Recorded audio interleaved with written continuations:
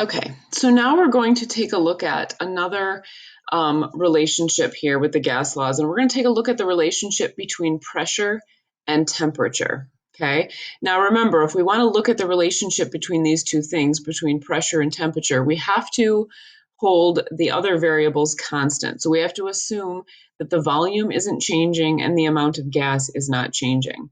So what I'm going to do is I'm going to go ahead and put some gas into this container. And then I'm going to click this button here that locks the volume and holds it constant. So that means that now my volume cannot be changed. I'm not going to add any more gas to it, so that is going to remain constant. And I'm just going to look at the relationship between pressure and temperature.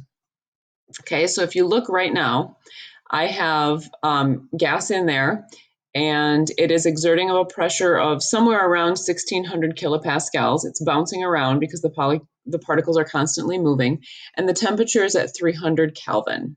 Okay, so what do you think is going to happen if I increase the temperature inside this container? So if I increase this temperature, you're going to see that the pressure is going to go up. And if you think about it, it makes sense. If pressure is caused by particles hitting the sides of the container, then if I heat the gas up, it's going to move faster. And as it moves faster, it bounces into the sides of the container more frequently, which is increasing the pressure. Okay, more bumps into the wall means a higher pressure.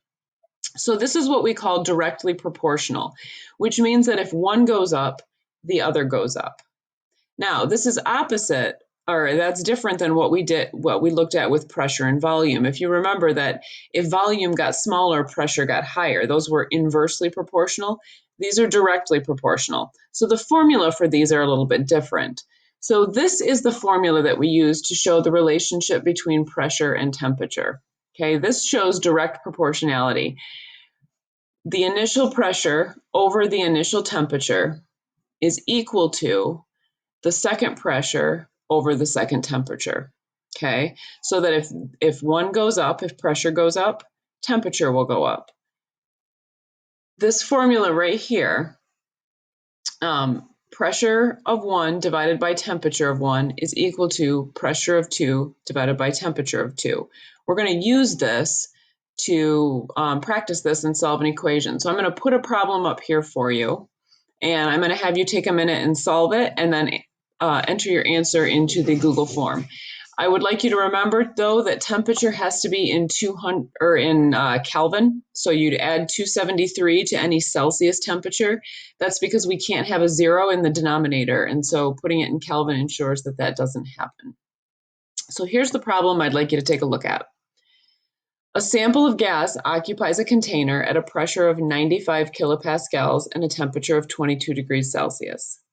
What will the pressure be if the temperature increases to 70 degrees Celsius? So take a minute and solve this.